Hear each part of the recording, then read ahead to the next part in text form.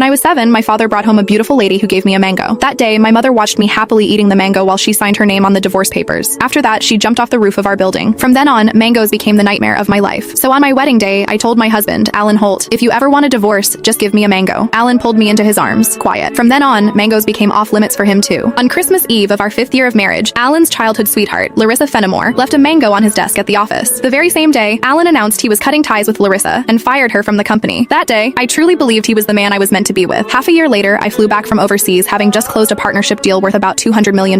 At the celebration dinner, Alan handed me a drink. After I had finished half the glass, his so-called childhood sweetheart, the woman who had been kicked out of the company, stood behind me with a big grin and asked, "Does the mango juice taste good?" I stared at Alan in disbelief, and he was trying hard not to laugh. "Don't be mad. Larissa insisted I played a little joke on you. I didn't actually give you a mango. I just gave you a bottle of mango juice." But I think she's right. The fact that you don't eat mangoes is a real problem. You were really enjoying that juice just now. My face went cold. I lifted my hand and threw the rest of the mango juice in his face, then turned around and walked away. Some things are never a joke. I wouldn't kid around with mangoes or divorce. Ms. Mendez, your stomach condition flared up again because of stress and emotional triggers. If there's something you really don't like to eat, you mustn't force it down again. The next time might not just be a stomach ache. We might have to remove part of your stomach. Stay in the hospital for observation for 1 day and contact your family as soon as you can. When I heard the doctor say that, I went completely quiet. For the sake of a new project, I had been overseas for 39 straight days, working day and night, and I finally made it back in one piece. I never expected that at the celebration dinner, 1 glass of mango juice from Alan Holt would land me right in a hospital bed. Out of habit, I tapped open my pinned chat, typed 2 words, and then realized something felt off. Looking closely, I confirmed that it was Alan Holt. He had just changed his profile picture. Now it was a green mango. While I was staring blankly at the chat window, Alan's call came through. He sounded cold. "I'm already home. Where are you?" I said nothing. Any other time, I would soften my voice and act like a spoiled little girl with him. But tonight, I honestly didn't know what to say. Alan sounded annoyed. "Myra, how long are you planning to keep this up? I'm at the hospital." Alan went quiet. He had never shown much interest in my health. He would never have guessed that 1 glass of mango juice from him would send me straight to the emergency room. "Stay put at the hospital. I'm coming over right now." I didn't want to deal with him, but my body was so weak that I didn't feel like moving at all. Time dragged by. The doctor came in to check on me 3 different times, and Alan still didn't show up. Right before I went to sleep, I glanced at my phone one last time and saw Larissa Fenimore's new post on her social feed. "Every time I get hurt, my knight in shining armor shows up. I'm so lucky." The picture under it was a shot of Alan putting a bandage on her. Larissa's profile picture was a yellow mango. It was pretty, but it made me sick. Alan and I had known each other for 10 years, and he had always known exactly where my bottom line was. After so many years in business, he also knew perfectly well how to keep a proper distance from other women. But now, he kept crossing that line again and again. In that case, our marriage and the newest project I had negotiated no longer needed to exist. I had closed a $200 million